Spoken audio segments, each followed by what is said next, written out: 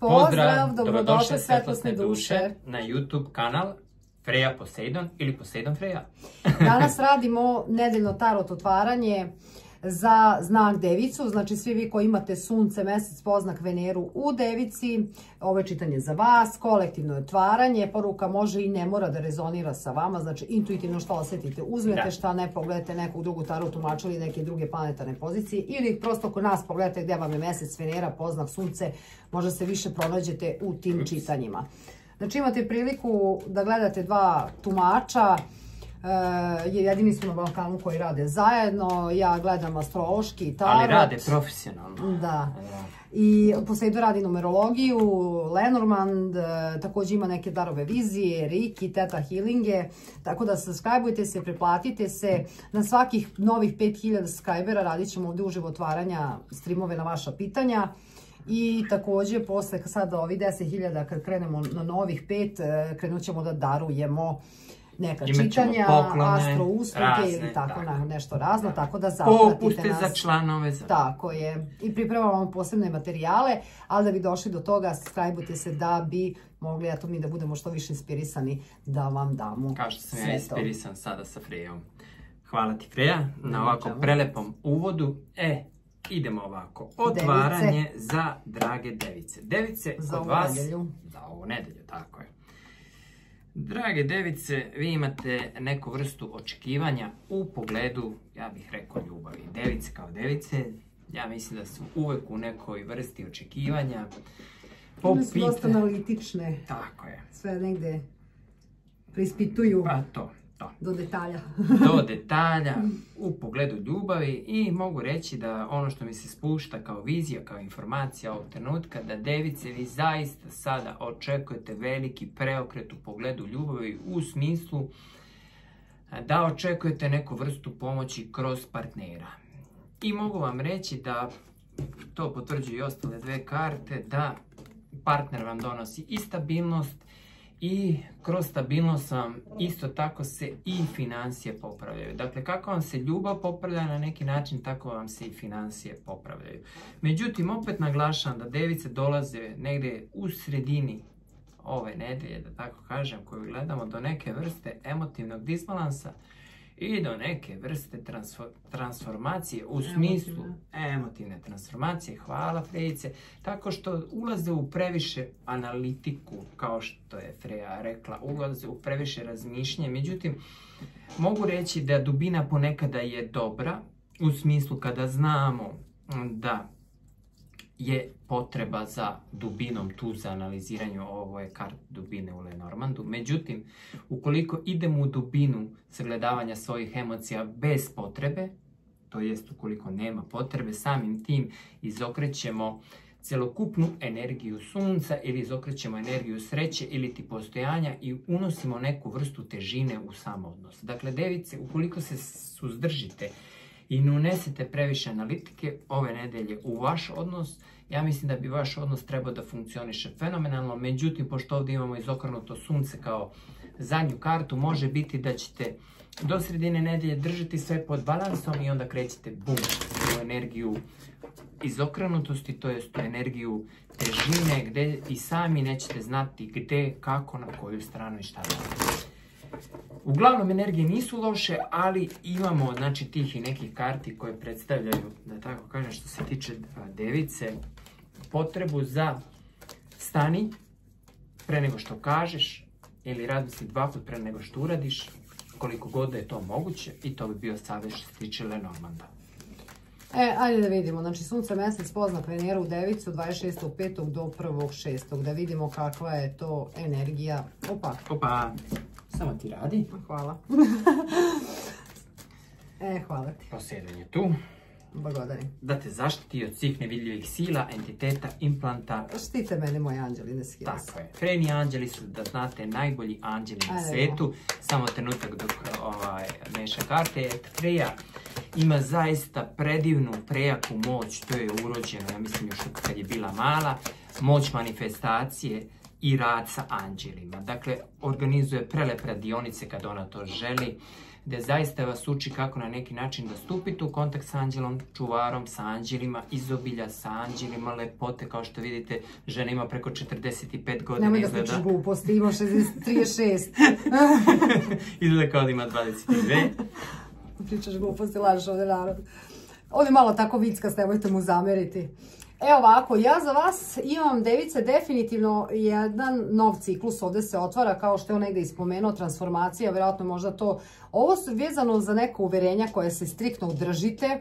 Znači ovdje dolazi ta promjena ovih uverenja i prosto jedan novi ciklus. Ovdje mi je povezano ovo za mušku energiju i otvaranje srčane čakre, ljubav ka sebi, ka prosto univerzumu i ova neka uverenja vezano za vaš lični osjećaj.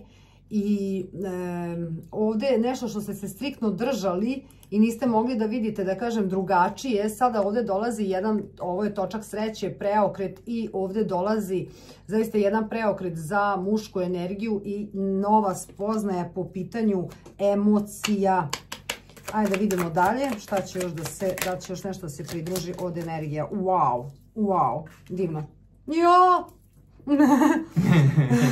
Šta se dešava? Evo ovako, definitivno ulazite u jednu spoznaju novu i ova spoznaja jeste što će da vas otvori da se povežete sa energijom mađioničara u vama. Znači mag, ovo je energija pape i maga, znači jedna nova spoznaja, ovo uverenje će da vas otvori na jednom božanskom nivou i otvorit će vas bukvalno da možete da manifestujete i kreirate ono u šta verujete, ono u šta ta nova sreća, taj novi preokret koji se ovdje dešava, bukvalno mi ulazite u energiju čarobnjaka gdje možete bukvalno da manifestujete šta go želite. I ovo je vezano i za vaše srodne duše i za vaše partnere. Ovdje dolazi definitivno jedna nova spoznaja ili prosto vi krećete da u vaš univerzum privlačite tu srodnu dušu. Znači konačno ste spremni i otvarate se za ovu energiju. Kao što je Freja prizvala mene u svoj život kroz manifestaciju, svoju srodnu dušu. Ovo su mi također, ja vidi ove lepote. Pazite, imam kartu suda, 10 kupa i kartu 4 štapa. Ovo je sudbinski period za vas, definitivno božanska energija, anđeli. Sudbina moja. Sudbina.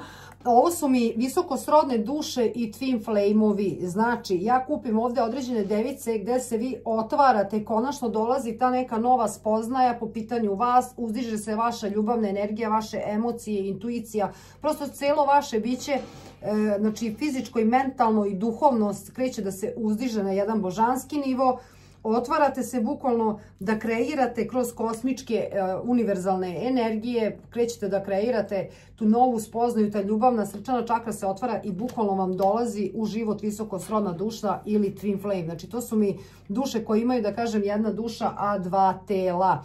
Tako da konačno i ovo je sud, znači sud, ovo je sudbinski, prosto sudbinski, sad prolazite neke stvari device i ovo mi je fantastično. Znači na neki način, ako ste imali brige vezano kako, šta, kuda dalje, neka težina u mislima vezano za te neke, kažem, uverenja koje ste imali, sada konačno to ostavljate iza sebe. Znači prepustite se prosto božanskom univerzumu, da kažem, sud je na vašoj strani, univerzum je na vašoj strani. Što se tiče velikih arkana, ja moram da kažem, ovdje ih je jako puno.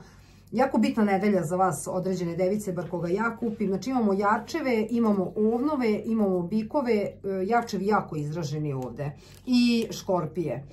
Hoćemo da uradimo monology i afirmacionu kartu za vas, dragi moje device, da vidimo šta vam je to savjet. Znate, ponekada kada nas energija ovako povuče, sve zavisi, mi unosimo u naš rad i šalu, tako da nemojte da zamerite.